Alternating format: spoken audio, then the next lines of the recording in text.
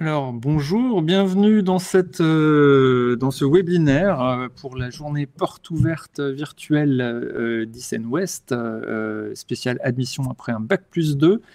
Nous allons parler pendant une petite demi-heure du campus de Brest, qui accueille donc les étudiants depuis le post-bac jusqu'à Bac+5. Et donc, le cycle préparatoire s'y déroule, mais également tout le cycle ingénieur, et c'est ce qui va nous intéresser pendant les minutes qui suivent. Pour m'accompagner sur ces sujets, nous allons avoir la chance d'avoir avec nous un étudiant qui est actuellement en dernière année. Bonjour Nicolas. Bonjour Vincent. Bonjour, nous pourrons donc échanger avec toi sur comment tu as vécu ton cycle ingénieur à l'ICN Ouest sur le campus de Brest, sachant que tu es en alternance, donc tu pourras nous en dire deux mots également par la suite. Pour continuer, nous avons également, pour commencer, nous avons avec nous Mickaël Cabon, qui est le responsable de la formation humaine et sociale à l'ICN Ouest, qui va pouvoir nous éclairer un petit peu sur les parcours qui sont possibles à l'ICN de Brest et surtout sur la vie quotidienne. Qu'est-ce que, quand on est étudiant en cycle ingénieur, à quoi on doit s'attendre? Bonjour Mickaël. Bonjour Vincent. Alors, pour commencer, j'ai un petit support qui peut être utile pour faire, alors le voici, pour faire une présentation. Ce que j'aimerais bien, c'est qu'on puisse avoir aussi un temps d'échange avec les internautes qui peuvent dialoguer avec nous via le chat. On essaiera d'avoir des réponses aussi par oral, donc on peut très bien y répondre directement dans le chat, mais sachant qu'il y a un replay, on pourra aussi les faire à haute voix, comme ça, même les personnes en replay pourront avoir accès directement en vidéo aux réponses. Mickaël, donc on a cette... quand on est en cycle ingénieur, à quoi on doit s'attendre? Qu'est-ce que c'est que l'ICN West? Est-ce qu'on peut avoir rapidement quelques mots là-dessus? Alors bien sûr, l'ISEN West est une école d'ingénieurs qui est reconnue par la CTI, qui fait partie donc des écoles d'ingénieurs qui permettent de délivrer le diplôme d'ingénieur. On parle là de la partie école d'ingénieurs, mais qui est généralement précédée chez nous de classe prépa intégrée, de cycle intégré, qui concerne moins les personnes auxquelles on s'adresse aujourd'hui, mais beaucoup de nos étudiants proviennent des 2 premières années qui sont également intégrées dans l'école. Puis donc on arrive en première année de cycle ingénieur. Qui va donc un cursus qui va s'élaborer sur 3 ans. La première année du cursus, voire même la moitié de ce cursus en école d'ingénieur, donc les 3 premiers semestres, ce qu'on appelle la troisième année, puis le premier semestre de quatrième année, sont des années très généralistes où il va y avoir des cours. Nicolas et Arthur, peut-être tout à l'heure, en parleront mieux que moi, parce que moi, je les ai parfois donnés, mais je ne les ai pas tous suivis. Des cours dans des matières qui visent à apporter un socle de sciences et de numérique, que ce soit les mathématiques, que ce soit la physique, les sciences de l'ingénieur, l'informatique, qui permettent à tout à chacun ensuite de pouvoir avoir ces bases scientifiques solides pour aller choisir des domaines professionnels, donc à partir du deuxième semestre de l'année de quatrième année, puis ensuite la totalité de la cinquième année, la dernière année. Nicolas et Arthur sont en option ingénieur de projet et d'affaires IT Business Management et totalement dédié à la préparation professionnelle. Donc voilà le principe, c'est découpé finalement en 2 parties. La première partie, donc c'est un élément qui est très généraliste. Il peut y avoir une coloration aux alentours de 20-25% des heures selon le cycle dans lequel on se retrouve. Alors généralement, pour les personnes qui nous rejoignent à Bac+2, ce sont des cycles, c'est le cycle sciences de l'ingénieur, c'est le cycle généraliste qui est choisi, donc qui est dans la prolongation d'une prépa PSI, MPSI. Mais les autres cycles sont également ouverts, donc le cycle économie, le cycle biologie, le cycle informatique, environnement, sont également ouverts aux personnes qui nous viennent de l'extérieur en quelque sorte et qui ont pour objectif d'être intégrées le plus rapidement possible. Alors, puisqu'on parle de la vie du campus dans une école d'ingénieur, elle est très studieuse. Elle est studieuse dans le sens où il y a beaucoup d'heures de cours. C'est ce qui en fait la particularité. Donc, ici, vous avez les cycles qui sont proposés, et les différents domaines professionnels. Là, vous voyez là le campus de Brest. On a des campus également à Nantes, Caen, Rennes et bientôt en région parisienne du côté d'Antony. Donc, la vie du campus est une vie à la fois de travail en communauté, dans des groupes qui sont relativement petits, en tout cas qui sont à taille humaine. Il y a beaucoup de TP, il y a beaucoup de divisions de groupes qui permettent, même si la promotion représente plus d'une centaine d'étudiants, de ne pas être en permanence avec cette centaine d'étudiants et de pouvoir avoir des relations sociales qui sont fortes.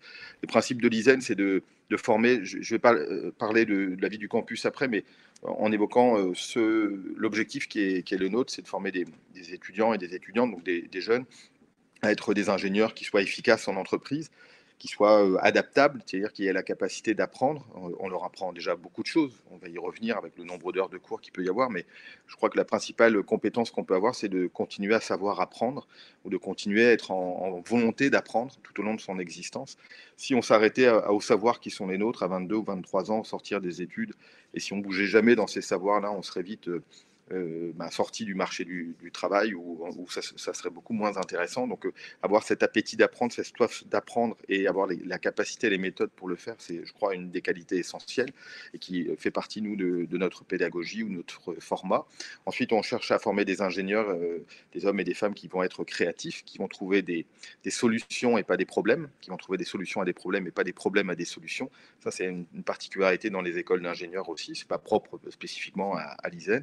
Et puis des personnes qui sont en capacité de travailler sous contraintes qui vont être des contraintes matérielles, financières, humaines, c'est-à-dire il y a des problèmes, on n'a pas toujours tout l'argent qu'on veut, on n'a pas toujours tout le matériel qu'on veut, on n'a pas toujours les collaborateurs ou les responsables que l'on souhaite, et donc on doit apprendre à travailler en équipe, et ça c'est un des aspects qui est essentiel. Donc créativité, adaptabilité et travail en équipe sous contrainte sont les éléments que l'on cherche à viser et qui permettent, je crois, qu'on le réussit.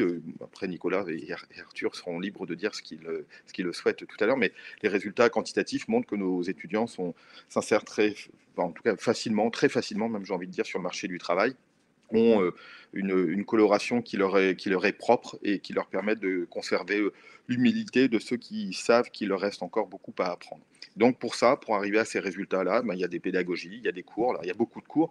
Je laisse cette partie-là pour d'autres conférences, je pense, qui vont être plus élaborées de ce point de vue-là. Mais bon, il faut s'imaginer avoir un rythme qui est équivalent à celui de la prépa dans lequel vous êtes aujourd'hui, là, pour les personnes qui nous écoutent, un rythme de travail peut-être légèrement inférieur, parce qu'avec la prépa, il y a souvent une pression avec des devoirs le samedi, etc., qu'en cycle ingénieur, il n'y a plus. Mais sur la période de semaine, du lundi au vendredi, c'est dense, c'est 7 à 8 heures de cours par jour. Ça va être des projets en fin d'année. C'est un investissement, en tout cas intellectuel, qui est assez fort et qui est physique. Puis à côté de ça, il y a tout ce qui représente aussi la vie étudiante, puisque on est jeune qu'une seule fois dans son existence, et il faut pouvoir, je dirais pas en profiter parce que ce serait considéré que c'est une ressource inépuisable, mais plutôt vivre cette jeunesse de la façon la plus pleine et la plus entière, qui suppose d'apprendre, mais qui suppose aussi d'être en connexion avec ses collègues et ses camarades de classe.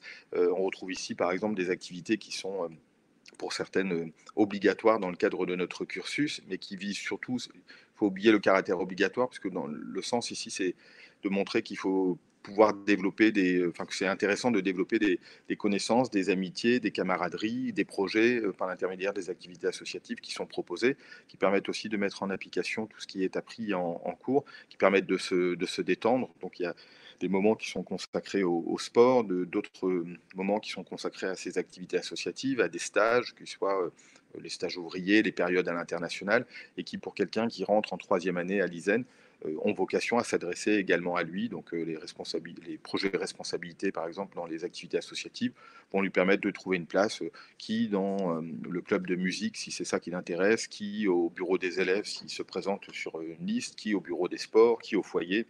Finalement, toutes les activités qui intéressent, qui permettent de développer sa citoyenneté, son civisme dans le don de l'autre, en respectant les autres, font partie des éléments qu'on cherche à développer. Alors, Sachant que cette activité associative est obligatoire, c'est ça, dans le cursus? elle est obligatoire pour être diplômé, donc il faut la valider. C'est 60 heures qui sont demandées pour quelqu'un qui est en troisième année, par l'intermédiaire du projet à responsabilité, puis les continuer par la suite en quatrième année s'il le souhaite, mais là ça devient facultatif, mais donc c'est obligatoire en troisième année pour 60 heures, et c'est une des conditions du diplôme. Pour être diplômé, à la fin de la cinquième année, on regarde si les moyennes ont été suffisantes, c'est assez relativement classique. On regarde également si le niveau d'anglais a été validé. Ça, c'est une recommandation, une obligation de la CTI. Donc, il faut avoir un niveau en anglais un niveau B2. Si l'expérience à l'étranger a été réalisée, donc 3 mois d'expérience à l'étranger sont obligatoires au cours du cursus. Et puis, 4e point, pour montrer à quel point c'est considéré comme important, c'est le fait d'avoir validé son activité associative qui peut être faite à l'ISEN. Beaucoup le font à l'ISEN. Nicolas et Arthur ont été membres du bureau des élèves et puis ont participé à différentes autres associations, notamment la junior entreprise, au cours de leur scolarité.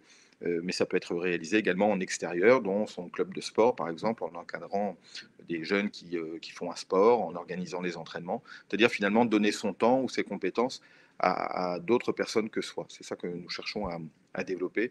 Ça permet de faire le lien aussi entre les ingénieurs, donc ces scientifiques-là, qui ont un impact sur le progrès, sur la société. Donc ça permet de connecter en enjeu de responsabilité, en éthique aussi, le rôle que ces ingénieurs vont avoir dans la société, car ils sont, si ce n'est les défenseurs du progrès, en tout cas, ils en sont les artisans.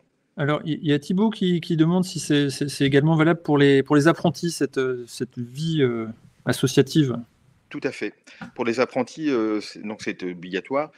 Compte tenu du fait que les apprentis sont généralement en entreprise, passent quasiment les 3/4 de leur temps en entreprise sur les 3 ans de leur scolarité, 3e, 4e et 5e année, ou 1re, 2e et 3e année de cycle ingénieur, on leur propose de le faire généralement dans la ville où ils se trouvent en apprentissage. Alors, si c'est à Brest, ils peuvent le faire assez facilement à l'ISEN ou ailleurs. Et puis si c'est dans d'autres villes de France, parce que ça arrive très fréquemment, on leur propose de le faire dans une association qui serait celle de leur village, par exemple, ou qui serait celle de leur ville de prédilection et la ville dans laquelle ils réalisent leur apprentissage. Mais les impératifs et les conditions de diplôme sont équivalentes, que ce soit pour le niveau en anglais, pour la validation des cursus et des crédits ECTS, enfin de la moyenne d'années, et puis les périodes en entreprise. Alors pour les apprentis, la période en entreprise où la soutenance est assez facile à opérer, puisque pendant 3 ans, ils auront été en entreprise durant leur apprentissage. Très bien. Et je vois dans la petite vignette qu'on a un invité surprise qu'on a déjà eu la chance d'avoir ce matin, c'est Arthur. Donc on a 2 étudiants pour le prix d'un. Tout à fait, c'est parfait. On peut en rajouter 2 autres si vous voulez. Alors, vous êtes en colocation du coup, c'est ça? Non, c'est on est sur Rennes et étant donné que on est confiné et qu'on se voit régulièrement parce qu'on habite à côté, on se voit et on profite de cet après-midi pour participer à la conférence. Voilà. Alors j'en profite. Tu dis, Nicolas, que vous êtes sur Rennes. On parle de nous, de ISEN-Brest. Alors, comment ça se fait que vous soyez tous les deux sur Rennes? Très bonne question. Alors, il se trouve aux portes ouvertes de Rennes, puisque on propose les cycles CIR, donc informatique et réseau pour la 1re et la 2e année. À partir de la 3e année, on va sur Brest. Alors moi, j'avais découvert l'école sur le site de Rennes et vu que je voulais faire sciences de l'ingénieur, donc le cycle généraliste, on m'a proposé de le faire en allant dans le Finistère, donc ce que j'ai accepté. J'ai fait 5 ans à Brest, où j'ai découvert une vie étudiante qui était vraiment top. Donc si jamais il y a des gens qui sont à Rennes, il ne faut pas s'inquiéter, c'est formidable Brest. Et c'est aussi grâce à Arthur, puisque il était à Rennes en tir, donc le cycle informatique et réseau, en 1e année, et puis il a basculé sur Brest avec une année d'avance sur moi. Et vu qu'on se connaissait depuis le collège, on s'est un peu suivi comme ça. Alors pourquoi on est à on a trouvé une alternance, Arthur chez Orange à Rennes et moi chez Ouest France. Et donc, ça nous laisse, on va dire, la possibilité d'aller à Brest quand c'est nécessaire et de revenir quand il faut travailler en alternance. D'accord. Alors, cette alternance en 5e année, c'est une alternance qui se fait sous la forme d'un contrat de professionnalisation. Auparavant, vous avez dû choisir un domaine professionnel. Toi, Nicolas, est-ce que tu peux nous expliquer rapidement ton parcours? Donc, on sait que tu as fait le cycle généraliste en 3e année, et ensuite, tu as dû, en 4e année, t'orienter. Alors, oui, tout à fait. Donc, pendant les 2 premières années, j'ai choisi de faire une classe préparatoire. Donc, c'était le programme MPSI et PSI en gros, donc ça s'appelle CGSI à l'ISEN. Et puis à partir de la 3e année, c'était une année plutôt généraliste où on avait des cours qui touchaient un peu à tout. Et à partir de la 4e année, on nous a demandé de choisir un des domaines. Alors moi, j'avais choisi environnement et numérique, où c'est là où j'avais pu toucher un peu au rapport RSE, aux impacts de l'homme sur l'environnement. Et puis, à partir de la 5e année, j'ai choisi de faire ingénieur d'affaires, puisqu'on peut choisir, si jamais on veut changer de domaine professionnel, c'est possible. Et donc, j'ai rejoint mon cher responsable qui est avec nous ici, Michael Cabon. Et je suis plutôt, on va dire, satisfait de mon parcours. Pourquoi? Parce que j'ai pu à la fois avoir une expérience associative qui était passionnante, puisqu'à l'ISEN, on a beaucoup d'associations. Il y a le bureau des élèves, le bureau des sports, la junior entreprise. J'ai pu toucher à 2 des 3.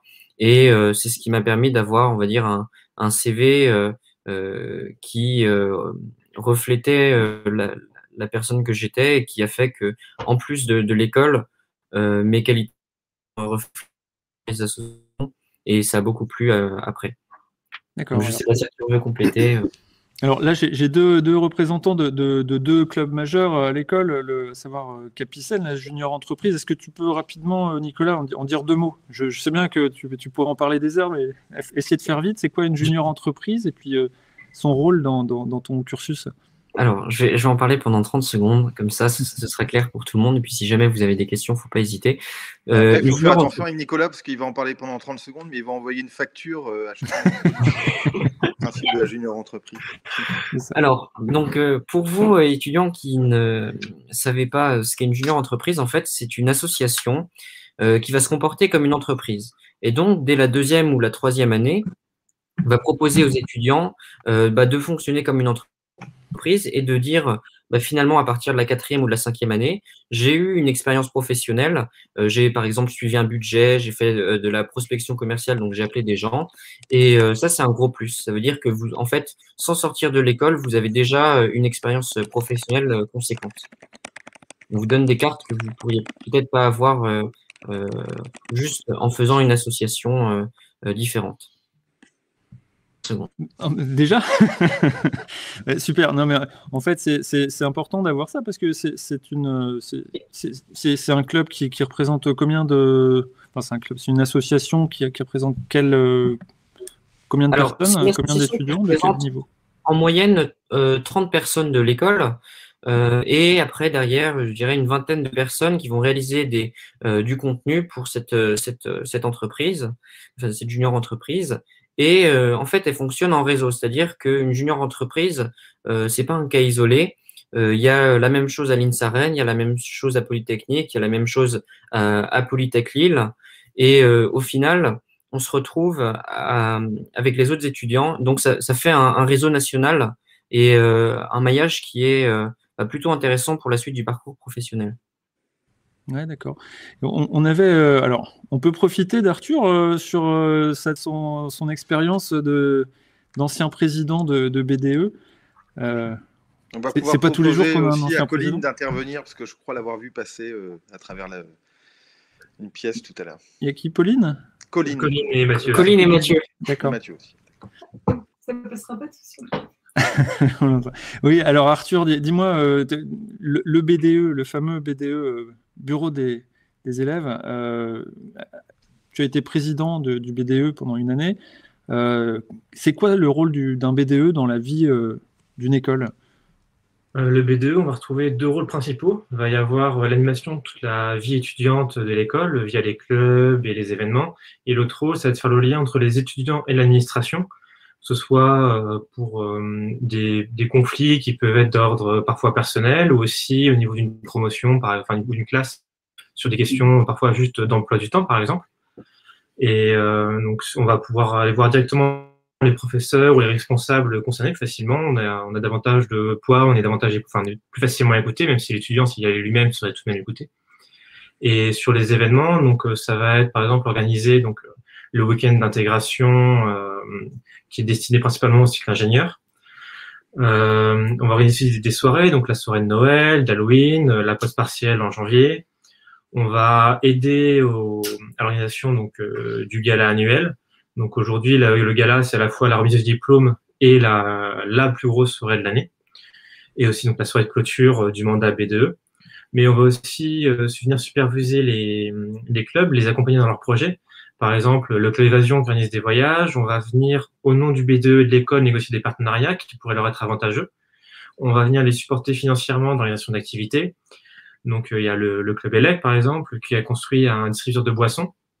Donc, on a financé le projet, donc l'achat de l'électronique, des mécanismes, des matières premières.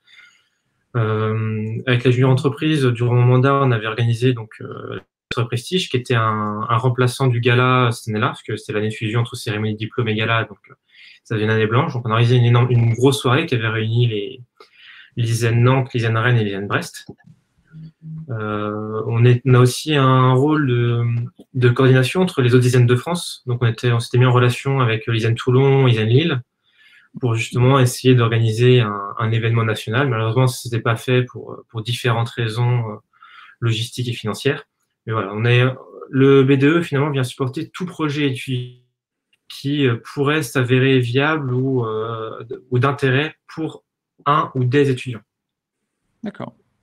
Très bien. Bon, si vous avez des questions, posez-les dans le chat. On a donc Nicolas et Arthur qui seront là pour y répondre. Moi, ce que j'aimerais bien faire un petit zoom sur le cycle ingénieur et les entreprises. Le cycle ingénieur, c'est un moment donné où, alors peut-être avec Michael Cabon, c'est où on se rapproche des entreprises petit à petit. On devient petit à petit un ingénieur au fil de ces 3 années, à travers des stages, à travers aussi potentiellement une alternance, ou voire une double diplomation qui permet de toucher encore plus d'entreprises. Est-ce que, Michael Cabon, il est possible d'en savoir un peu plus sur ces liens entre les entreprises et l'ISEN? Oui, bien sûr. Le premier lien, c'est qu'il y a l'obligation pour les étudiants de passer, de réaliser des stages, donc sur un cursus entier à l'ISEN.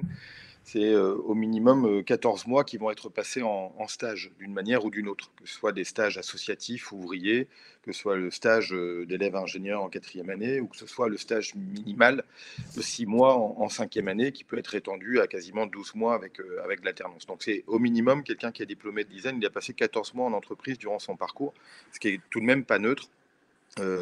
Sur donc 5 années, 60 mois de formation. Ça, c'est le premier lien. Le deuxième lien, ensuite, c'est la mise en place de projets, c'est la pédagogie par projet, en 3e année, en 4e année, en 5e année. Il y a des projets qui sont menés, qui sont plus ou moins longs, qui peuvent durer 1 mois, 2 mois, 3 mois, qui sont réalisés et encadrés, tutorés par des enseignants et qui laissent à la fois une part d'autonomie, mais aussi de responsabilité, et qui sont des projets à caractère technique. Donc ça, c'est le lien qu'il y a avec les entreprises, même si c'est tutoré par les enseignants, ça peut être à la demande d'entreprises. Puis le troisième point qu'il y a, et on reviendra particulièrement sur l'alternance ensuite, c'est le fait que de nombreux intervenants sont des vacataires, c'est-à-dire des personnes, des intervenants extérieurs. Il y en a à peu près, alors je n'ai pas le chiffre exact en tête, mais on doit tourner autour de 180, 190 chaque année qui interviennent à l'ISEN et qui sont des intervenants extérieurs. Certains sont des formateurs professionnels, ok, bon ça c'est classiquement comme un enseignant. Et puis sont des personnes qui sont en poste en entreprise et qui vont venir sur leur degré, leur champ d'expertise, partager leur expérience ou leur savoir aux étudiants, c'est-à-dire à transmettre des compétences, des connaissances qui sont véritablement actuelles et utilisées par les entreprises. Les enseignants partagent des connaissances qui sont absolues, assez académiques, et puis les intervenants extérieurs vont proposer des choses qui sont en lien avec leur quotidien en entreprise. Et puis à côté de cela, la plupart des enseignants-chercheurs qui sont salariés par l'ISEN, employés par l'ISEN, qui est une association à but non lucratif, sont des personnes qui ont eu des expériences en entreprise auparavant, qui donc sont des professionnels, sont devenus enseignants, pas par hasard, mais en tout cas sont devenus enseignants après avoir eu une vie précédente et généralement en entreprise, donc connaissent les fondamentaux de l'entreprise et sont en lien dans leurs activités de recherche et dans les contrats de recherche qu'ils réalisent, dans la recherche appliquée qu'ils réalisent, en lien avec des entreprises qui leur commandent des recherches et donc où ils recherchent l'efficacité. Donc tous ces éléments-là participent à une connexion, une porosité entre le monde de l'entreprise et le monde de l'enseignement. Nous, on prépare des étudiants à être employables, on les prépare pas simplement à avoir eu des connaissances, mais qui soient employables dans des entreprises, puisque 90% des ingénieurs travaillent dans le monde d'une entreprise classique, d'une entreprise privée.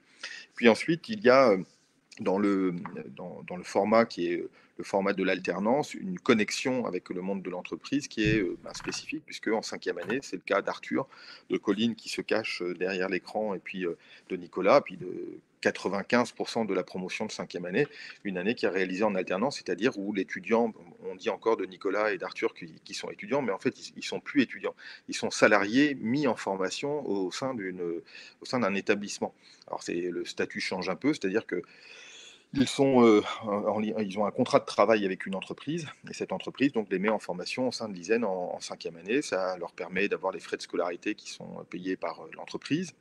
Il n'y a pas de frais de scolarité en 5e année. Ça leur permet d'avoir un niveau de salaire ou de rémunération qui est aux alentours de 1 500 € brut à peu près en moyenne pour les étudiants en 5e année, qui dépend des entreprises, des conventions collectives, etc. Mais donc, sont des salariés, et ça permet pour chacun d'entre eux d'avoir, à la fin de cette année de 5e année en alternance, une année d'expérience professionnelle, c'est-à-dire qu'ils ne sont plus tout à fait des jeunes, ce sont des jeunes diplômés qui ont déjà une expérience. Or, on le sait, quand on est jeune diplômé, pour trouver rapidement un travail, le fait d'avoir de l'expérience, les recruteurs cherchent souvent le mouton à 5 pattes, il faut à la fois être en capacité d'apprendre plein de choses, donc d'être un peu vierge sur plein de niveaux de connaissances, mais savoir aussi faire beaucoup. Il faut à la fois être jeune et avoir de l'expérience. Bon, tout ça, c'est un peu parfois contradictoire ou paradoxal. Et ici, avec le phénomène de l'alternance, dont l'ISEN a été un des fers de lance depuis quasiment 20 ans que ça existe, et on a des résultats qui sont extrêmement intéressants. Les étudiants restant, les salariés mis en formation, ex-étudiants, restant parfois dans l'entreprise qui a été l'entreprise d'alternance, ou plus généralement changeant d'entreprise ou de secteur d'activité pour goûter à d'autres expériences. Donc ça, c'est l'aboutissement. Et puis en parallèle de ça, l'école met en place par des modules qui sont organisés en 4e année, qui sont d'excellents modules sur la préparation à l'insertion professionnelle, ou par des salons. Cette année, ça a été virtuel, des connexions, des préparations aux entretiens et à la perspective de l'enseignement professionnel. Il y a des conférences qui sont organisées avec des anciens aussi élèves qui viennent. L'ISEN a aujourd'hui un peu plus de 25 ans, quasiment 30, l'ISEN Brest. Et donc, il y a un réseau d'anciens qui aujourd'hui est relativement actif. Il y a plus de 1200, je pense, 1300 étudiants qui ont été diplômés de l'ISEN Brest et qui ont des postes aujourd'hui, si ce n'est à responsabilité, en tout cas intéressants dans chacune de leurs entreprises, et qui ont plaisir à venir partager ce qu'ils sont devenus pour montrer tout l'étendue et l'infini du champ des possibles qui s'offre à un étudiant de l'ISEN après être sorti de l'école. Alors, on parlait là de l'attractivité, enfin de l'intérêt que portent les entreprises pour des étudiants qui ont déjà une expérience. Les entreprises regardent également, finalement aussi, le diplôme. Et il se trouve que à l'ISEN, il y a une particularité dont font partie Nicolas et Arthur ici présents, qui est une double diplomation qui est possible avec des écoles de management. Est-ce qu'on peut avoir déjà une vision globale avant de faire un focus sur le partenariat avec Rennes School of Business? Est-ce qu'on peut avoir déjà une idée de ce que c'est un double diplôme, Michael?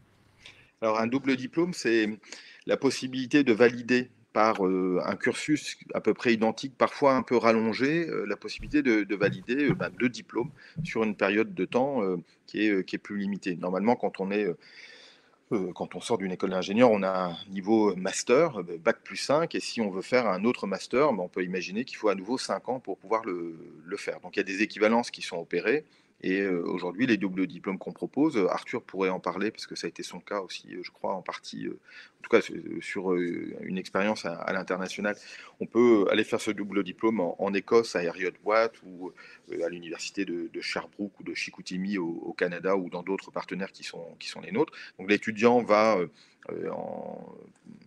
pour une partie de son cursus, dans une autre université ou dans une autre école, et va valider les diplômes de ces 2 universités-là, le diplôme de l'ISEN et le diplôme de l'université d'accueil, généralement sur des points de spécialisation.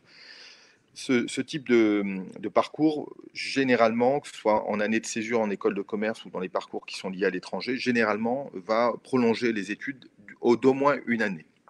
Donc ça va permettre à l'étudiant, après 6 années d'études après le bac, de disposer de 2 diplômes qui sont de niveau équivalent à bac plus 5, qui est un élément assez régulier et assez fréquent chez les élèves ingénieurs, enfin chez les ingénieurs qui sont à peu près 800 000 en activité actuellement en France. 39% d'entre eux, presque 40%, ont un double diplôme équivalent à leur diplôme d'ingénieur, donc équivalent à un diplôme bac plus 5.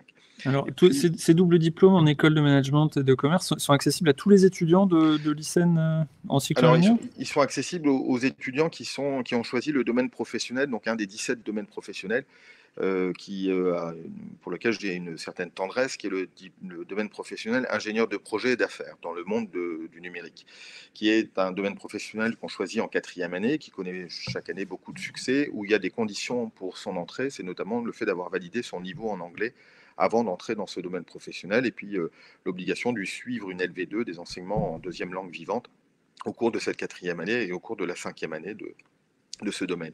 Et ces années de césure en école de commerce sont possibles donc entre la 4e et la 5e année de l'école. L'étudiant, là, on a validé les départs de plusieurs d'entre eux là, pour l'année prochaine, qui ont choisi des parcours au sein de Rennes School of Business et d'Audencia à Nantes, qui sont des écoles de commerce tout à fait honorables dans le top 10 des écoles de commerce françaises, et qui vont partir l'année prochaine, c'est-à-dire qu'ils vont interrompre leurs études à l'ISEN pendant un an, choisir une spécialité. Généralement, c'est des spécialités qu'on ne propose pas nous spécifiquement, parce que ce n'est pas dans le domaine de l'ingénierie, des sciences et du numérique qui sont le nôtre. On parle finalement assez peu de supply chain ou de finance, ou voilà, c'est pas notre secteur d'activité premier. Donc, ils vont chercher ce type de compétences par intérêt académique dans les écoles de commerce, et puis ils vont revenir un an plus tard en 5e année à l'ISEN, terminer leur parcours d'ingénieur, et à l'issue de ce parcours à l'ISEN, ils vont valider les 2 diplômes. Alors, ils vont valider les diplômes, ça ne se fait pas d'un claquement de doigts, hein. Il faut faire son stage, faire des rapports qui sont spécifiques et qui sont différents en fonction des écoles de commerce. Parfois, ce sont des mémoires, et puis il faut avoir validé sa 4e année d'école de commerce ou sa 5e année d'école de commerce, et puis l'année à l'ISEN aussi. Et puis, une nouveauté de cette année qui bénéficie à toutes les personnes qui sont là derrière leur écran du côté de Rennes, Nicolas, Mathieu, Colline et Arthur, c'est la possibilité, l'accord qu'on a conclu avec Rennes School of Business en 5e année pour les gens qui sont issus de la formation ingénieur de projet et d'affaires, qui sont dans une formation 5e année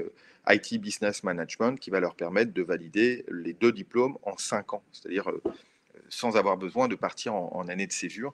On a changé l'ensemble de nos cours et de nos modules pour qu'ils soient communs. C'est les programmes de Rennes School of Business qui sont étudiés pour partie, pour l'essentiel, en 5e année de cette option. Et à la fin de l'année, s'ils satisfont tous les critères, hein, bien sûr, et notamment l'écriture d'un mémoire spécifique à l'école de commerce en question, et ils seront diplômés des 2 écoles, alors qu'ils n'auront passé que 5 années dans l'enseignement supérieur après leur bac. Mmh. Très bien. Et alors, pour quelques mots peut-être, Nicolas et Arthur, parce que vous êtes tous les deux, vous profitez cette année de ce double diplôme en 5 ans avec Rennes School of Business. Qu'est-ce que ça vous apporte d'avoir un double diplôme? Pourquoi on choisit ça quand on est ingénieur et on se dit, tiens, je ferais bien un diplôme supplémentaire en école de management? Ça sert à quoi? Tu veux peut-être commencer? Il y a 2 raisons à choisir un double diplôme, tel qu'il soit. C'est élargir son champ de compétences. Comme disait M. Cavon, justement, en allant dans des écoles, dans des domaines que n'enseigne pas l'ISEN, c'est vraiment la meilleure raison de faire un double diplôme. Et la seconde raison, qui n'est pas négligeable non plus, c'est le salaire en sortie d'école. Le fait d'avoir un diplôme d'ingénieur plus un master ou autre chose, ça fait monter quand même le salaire en sortant de quelques milliers. Et ça peut être utile pour rembourser un prêt d'études, notamment, par exemple. Alors moi, j'ajouterais que le double diplôme, pourquoi on peut en faire un, c'est parce que ça permet d'ajouter une autre dimension au diplôme d'ingénieur qu'on a, même si c'est suffisamment généraliste. Le diplôme de l'école de commerce, d'abord, il apporte aussi le réseau des élèves de l'ESCRN, mais il apporte aussi la possibilité de faire un peu de management, un peu de gestion de projet et on va dire d'avoir des compétences qu'on n'aurait pas eues avec l'ISEN de manière plus classique. Même si, par exemple, quelqu'un qui n'a pas fait de double diplôme arrive bien à s'insérer dans le marché du travail, c'est toujours un plus de le faire en cinquième année, surtout si nous, on l'a fait avec Arthur sans la possibilité, sans la césure entre la quatrième et la cinquième année. Donc, en fait, on a fait un double diplôme en 5 ans. Et alors que normalement, on va dire, on garde une année pour la césure pour faire ce double diplôme, on va dire, on a eu le meilleur des deux. Tout à fait. Et ça ne s'arrête pas là, en l'occurrence, manifestement, pour Nicolas, je le savais, pour Arthur, je l'apprends, puisqu'ils envisagent de poursuivre et de se spécialiser au sein de formations qui sont proposées par l'école de guerre économique, manifestement, l'année prochaine sur Paris. Peut-être que vous pouvez en dire un mot, Nicolas et Arthur.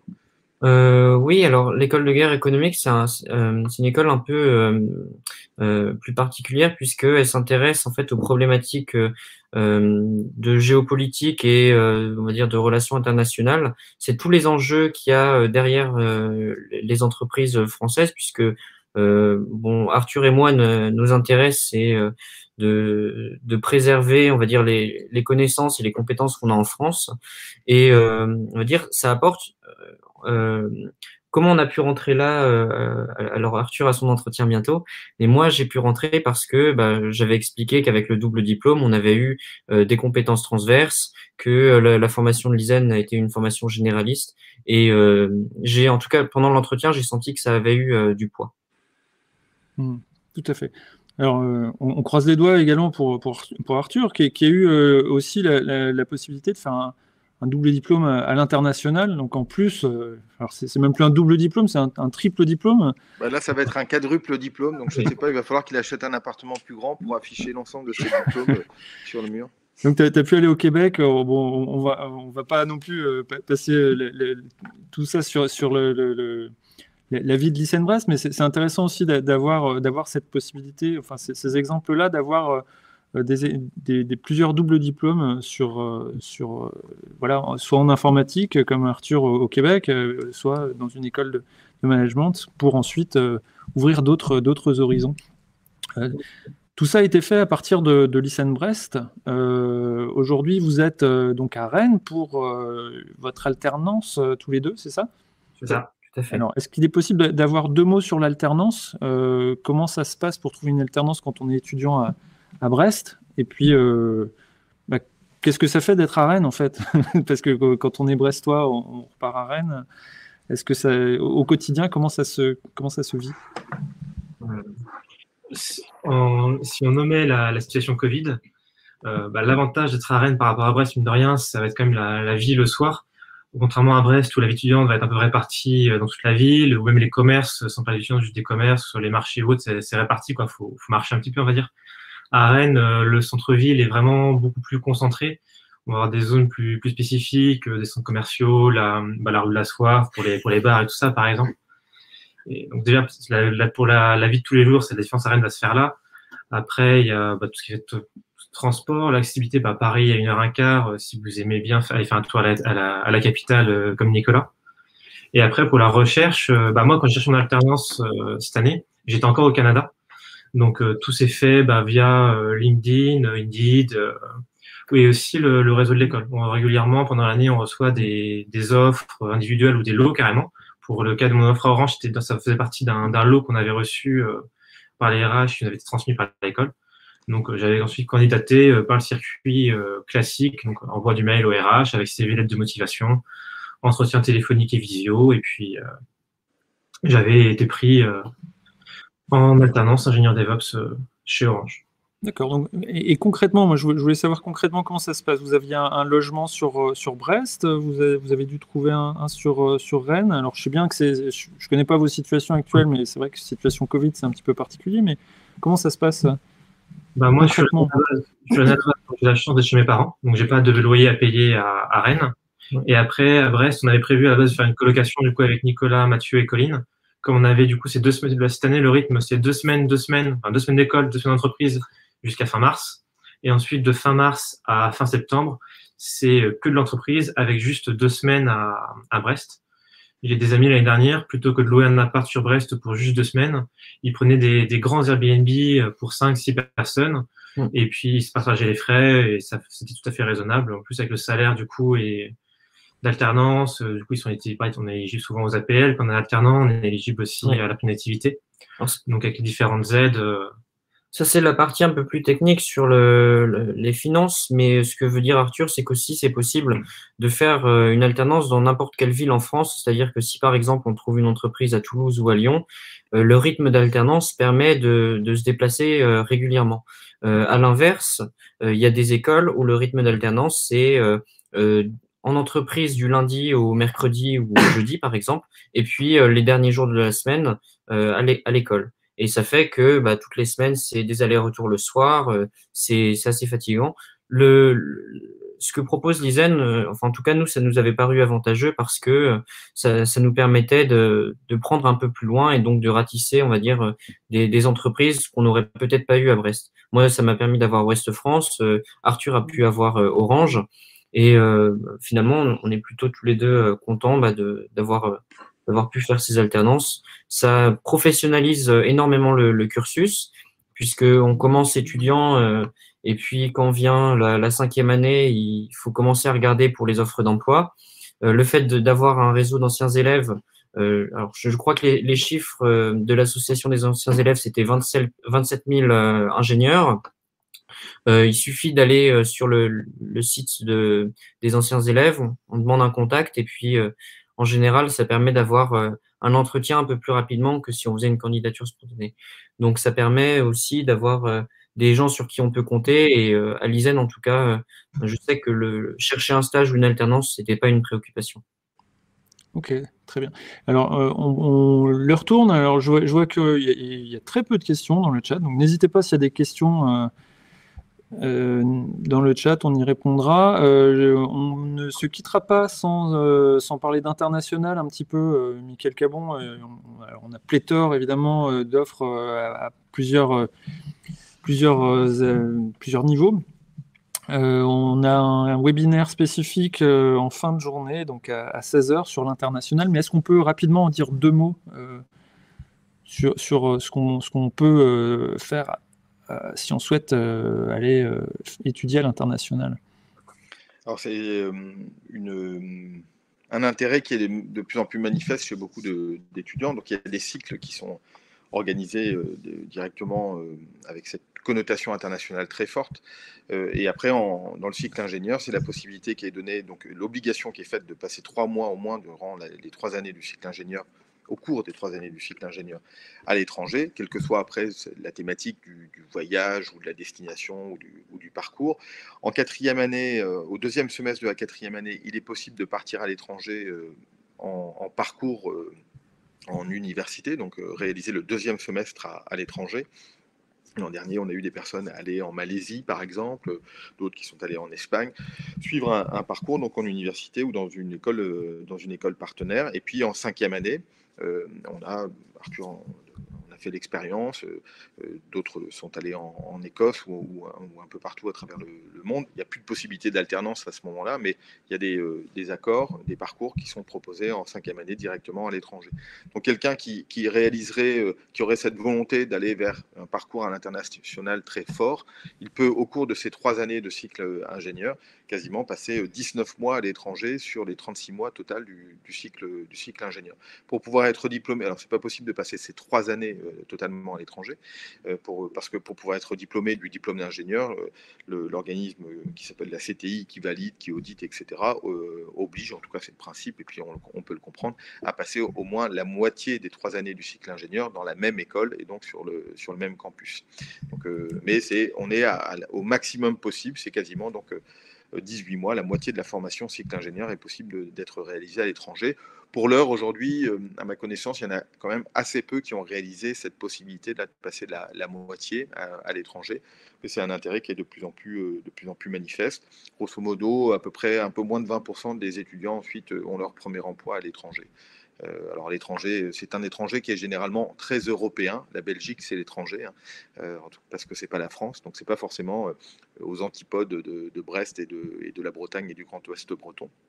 Mais c'est des emplois qui peuvent avoir lieu à l'étranger. Puis après, il y a plein de possibilités de parcours et de carrière par la suite. Parce qu'évidemment, et heureusement, la vie ne s'arrête pas aux études, simplement dans l'enseignement supérieur. Elle se prolonge par la suite. Très bien. On a très peu de questions, ce qui signifie que l'exposé était très clair. On a Antoine qui pose la question, pouvez-vous nous parler de la formation intelligence artificielle? Alors, on va plutôt inviter Antoine, je pense, à s'inscrire à un des webinaires au webinaire de 15 heures qui pourra répondre à toutes ces questions, qui est dédié au domaine professionnel. Est-ce que, Nicolas, tu as peut-être 2 mots à dire quand même sur l'intelligence artificielle? Oui, alors j'en ai fait une partie puisque moi, chez Ouest France, je m'occupe de la partie de l'analyse de données pour le groupe.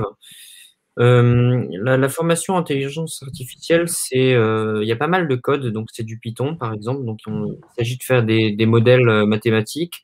Alors, je t'invite à regarder sur Internet ce qui se fait sur par exemple les réseaux de neurones ou l'apprentissage supervisé. Donc c'est on va dire les 2 concepts les plus importants en intelligence artificielle, et c'est ce qui est utilisé après pour l'entreprise en alternance, si jamais tu veux faire dans ce domaine de l'IA. Alors je sais que il y a un camarade de promotion qui a fait ce domaine-là, et voilà, il avait fait beaucoup de Python. Après, ça mène à des métiers comme on va dire data analyst, data scientist. Et donc, c'est tout ce qui s'occupe de faire de l'agrégation de grosses données et de faire des prédictions sur ces dernières. Je ne sais pas si c'est un petit peu plus clair pour toi. Voilà, Antoine, alors on aura une possibilité de toute façon à... Voilà, très bien, merci Antoine. Il ne faut pas hésiter, Antoine, au webinaire de 15 heures. Il y aura toutes les réponses sur l'intelligence artificielle, si tu veux. J'ai mis le lien pour s'inscrire. Ça peut être intéressant. Voilà, écoutez, oui, l'heure tourne très vite. On va devoir se quitter. En tout cas, merci Nicolas, merci Arthur, invité surprise, mais toujours très bienvenu d'avoir participé. Merci Michael Cabon également d'avoir joué le jeu. Merci Vincent pour ton animation. Je vous souhaite en tout cas une excellente fin de journée. À très bientôt. Oui, à bientôt. Au revoir.